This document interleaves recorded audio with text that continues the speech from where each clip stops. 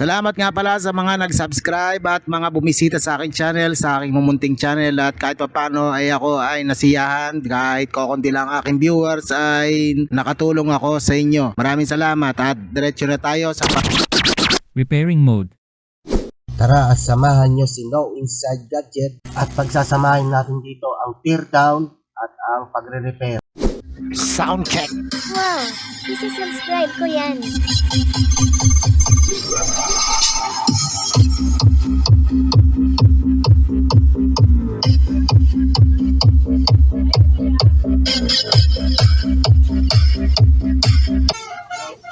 Okay, magingay kayo. Power on.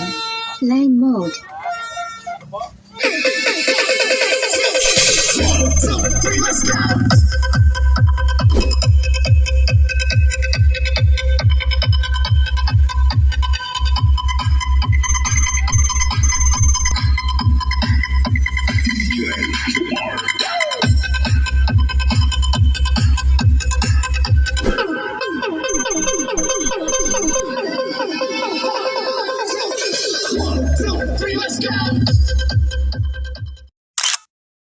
At ito naman ang charging pin na pinaltan dahil sa nag-init siya.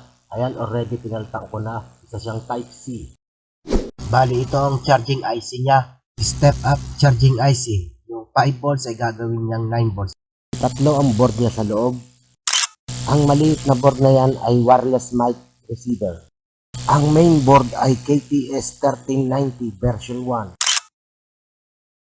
Ganito ang itsura ng board. At ganito naman ang likod niya. Ang pangatlong board ay KTS 1993.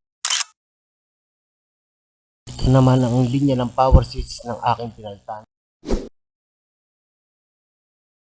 At ang audio IC ay CS8676E 20 plus 20 watts. Parehas lang ito ng IU8675-1E. In fairness, malakas siya. At ito naman ang value ng battery niya, 4,500 mAh. Naka-series na naka-parallel ang apat na battery. Korek ka dyan. Pinatutuyo natin, kakabit ko na lahat.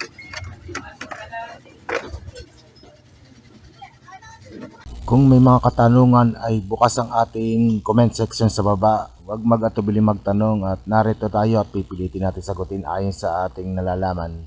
Makakatulong ang impormasyon na screenshot at video sa mga gustong malaman ano ang nasa loob nito. Ito ang No Inside Gadget.